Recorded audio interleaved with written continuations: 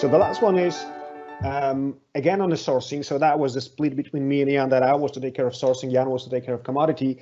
And the story is about the market structure. Now, how wrong can you be with the market structure? You think you're going to shave nice and easily some few percent of savings, but then the market structure, if you don't deep dive, if you don't understand the relationships on the market, it may go wrong. The story originally comes not from the quick savings, but this is so unusual and not very extraordinary situation that and it's also applicable for quick wins and sometimes the attempt of the buyers to make it quick and dirty, that I think it would fit the occasion. So sourcing process, that was when I was doing the sourcing, that's the design of my sourcing. So RFQ round 1, then round 2, then I'll have some final negotiation, and then eventually implementation. That was the plan. And then I launched the RFQ to the market without, sometimes it may also be that because you want to make it so quick and short, quick wins, you don't really spend time analyzing the market structure. Again, if it's a small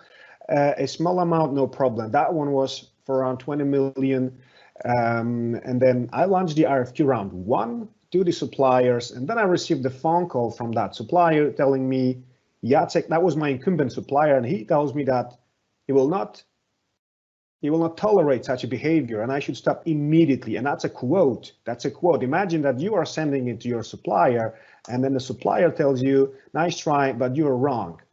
Or actually, that was me trying to convey that message to the supplier. So the supplier calls me and told me, Mister, you should stop immediately the RFQ.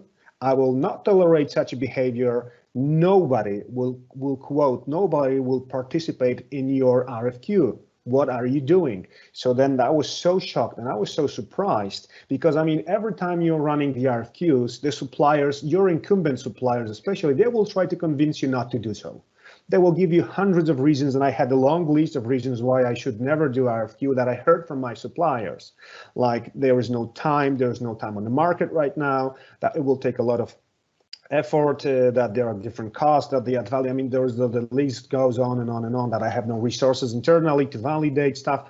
I heard that all. So, but I never heard it in such rude words, like I will not tolerate such a behavior and that you should stop immediately. So then that was me here, nice try, mister, but you're wrong. And then I continue with my process. But then it turns out that he was wrong. That I was wrong and he was right. And then that he was right and I was wrong, and actually the process stopped at the RFQ round 1 because no meaningful supplier, none of the big ones that I really care for participated. Why did that happen? Because the market structure, this is something which may happen to you also. If you want to harvest quick wins, you don't understand the market structure. The market structure here was that there was a lot of suppliers. There was the one big integrator in between, and then there was me. So the relationship here was just in pure numbers. I'm not talking about the relationship, the other factors of the relationship, how well we are together, how we help each other in difficult moments, how much we can trust ourselves, the soft factors. If you look at the purely numbers, so that one was 20 million, that one was 100 million. So why would those suppliers jeopardize their relationship with their big client just to bypass them and go directly with me? Why would they? That would never happen. But I did not understand exactly that relation between them. That was not, some of them, they said, yeah, we will work with you or not, but if you don't really understand the relationship on the market and how it's structured, you may end up yourself losing your credibility a little bit. So where I thought was, if we look at the good old Kraljic, what I thought was, I was dealing with leverage and routine suppliers. They show me how the suppliers see me was, for some was core development and so on. But then in reality, what I was dealing with was the bottleneck suppliers, which I was not fully aware back then, leaning towards strategic even. So that's the story. End up eventually, of course, I've made a deal with that supplier. So we joined forces. We did this RFQ together. So the supplier was, I contributed to his business by running the RFQ process also for the remaining 80 million of his business, and I was doing it for myself. But it took us some time to establish this new relationship, also for me to do step back and say, okay, sorry, maybe I was wrong, so maybe we can do it together.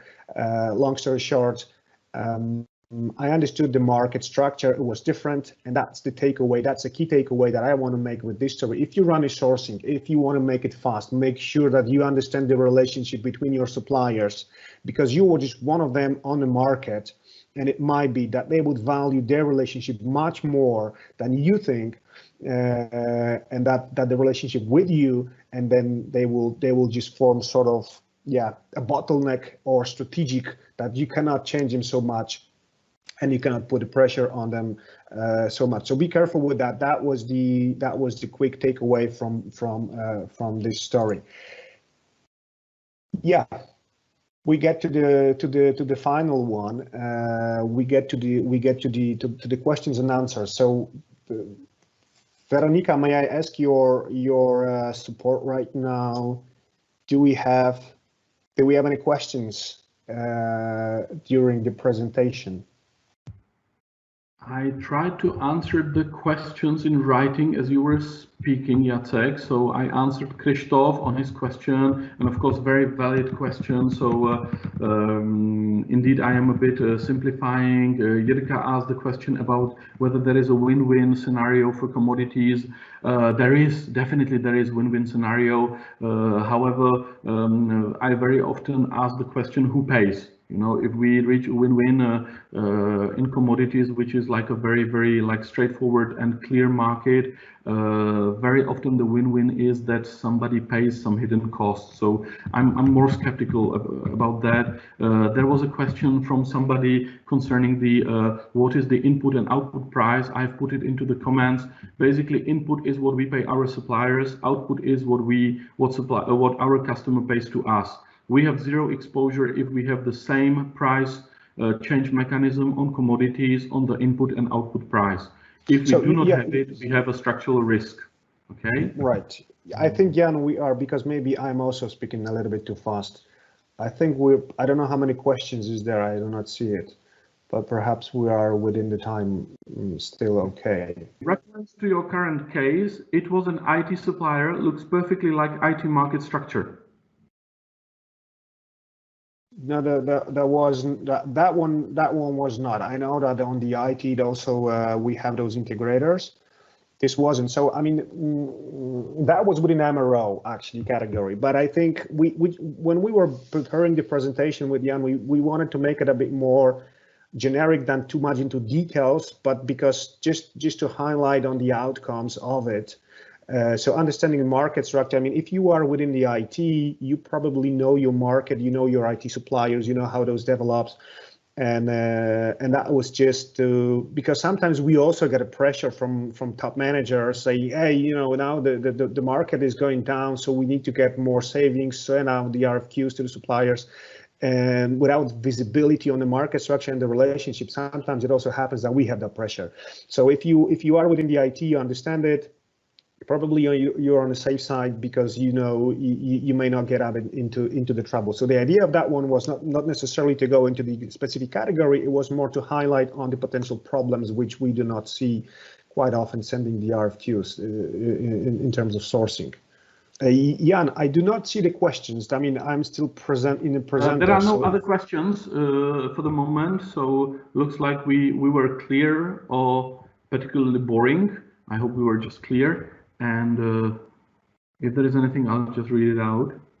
Okay, so is my understanding right that we have covered all the questions from the audience? So there is a question, Jan, if I understand you correctly, you say it is the safest to fix prices for 3 to 6 months at ceteris paribus. Actually, what I'm saying is that during the crisis, it's not so good to fix prices for long term. I believe that during the crisis, it's good to go to shorter notices because very often the market can get a very quick swing and go down. Now, you will very often be tempted that this is now or never. But just remember that we had electricity at 22 euros. So maybe electricity at 39 may seem like an excellent price, But I, as Jan Vasek, would definitely buy just maybe 5–10% of the volume for next 2 years, but I wouldn't buy more. I would really want to see how this crisis is going before actually like committing to something. And overall, if you have like this middle term strategy of, you know, fixing as a company, just do not put all your eggs into one basket. Yeah, during the crisis, it's sometimes good to be a bit patient, to just observe the market and just buy in smaller quantities, and you will be able to leverage the market much better. On the other hand, guys, you will never, unless you're extremely lucky, be able to buy it at the single cheapest day, because this is not the job of a strategic buyer. A strategic buyer should know how to buy the commodity and how to set the strategy. And of course, you may be really lucky that you buy it on Tuesday when it was the cheapest, but maybe you will buy it on Wednesday and it was, you know, 20 cents more expensive, but actually you still made an excellent decision for the company because it was the right thing to do. Not just don't worry that much about the timing of purchasing. Yeah, in commodities, it's much better to be clear about the strategy and then execute the strategy properly. Just one last thing I would like to add. I don't know if you've ever heard about the gliding stop loss. Basically, the way it works is if you have a commodity and you expect that its price will go down, basically set up, let's say that commodity today costs 50. So you will set a target of 55 and you will say, as long as the price doesn't increase above the 55, I'm not buying. And now let's imagine that the crisis has started and the price decreased to 45. You will actually move your barrier to 50 and say, I will only buy if the price goes above 50. Now let's imagine that it even went lower to 40. And you say, okay, I will set my barrier at 45 and I will not buy unless the quantity is at 40, you know, unless the price reaches the 45 again. Like this, you will be basically able to follow the market going down, and you will not buy too soon because you will not exceed the boundary. And if, on the other hand, the prices begin to rise, well, you have an automatic trigger which forces you to buy at this period and not just be, you know, try to think that you are the cleverest guy in the world and that it will go down again. No, you, let's say electricity now is 39, you have set your border at 45. If ever it goes above 45, you buy. But if it goes to 22, you will basically not have bought and your barrier will be 25. So if then electricity jumps to 25, you will buy. Now, you will never buy it at the cheapest possible moment, but you will very nicely follow the market going down. I really like this strategy for periods of crisis because I believe it's very elegant and it's very simple to follow. I would, yeah, I mean, this is absolutely clear, understandable, Jan. Thank you so much. I fully agree with that one. Name of the game is not to buy the cheapest point. That would be, again, speculation and betting, which never works. Name of the game is to have your strategy clear and stick to it, like you said. So yeah, again, fully agree. Excellent. So thank you, everybody, I think, for joining in, for listening to us. I hope it inspired you both on, let's say, the component side and on the commodity side. We really hope with Jacek that you enjoyed it as well. We tried to get some stories because, you know, the best is to learn from mistakes, and even better is to learn from somebody else's mistakes. So let's learn from them, let's get inspiration. And of course, if Jacek, you could go to the last slide. Yep. You will have also our contacts, so if you want to get in touch with us, just drop us an email, join us on LinkedIn, call us, and we are definitely here to help, to discuss. If you have an interesting case study, we are all very interested to hear it, and if you know, we can then maybe inspire other people, all the better, because I believe that we as buyers are a community, we're not competitors, and we want to share good practices, but we are also ready to share our failures, and we will of course make it anonymous so nobody will know that it was you, but you know, we can learn a lot from that. So please don't hesitate, it will be a pleasure for us. Thank you, Jan, very much for your time and a great presentation as always, and likewise to everyone else. Thank you for your time that you were here with us. Feel free to reach out on the phone, on emails. We will definitely like to stay in touch with you. and build our procurement community to build our relationships and stay connected, learn from each other. We will have the next webinars though. The next one is on still within April, if I'm not mistaken. There will be with Mariusz Krzysztoń and Damian Czernik. They will be talking about how to contract telecoms.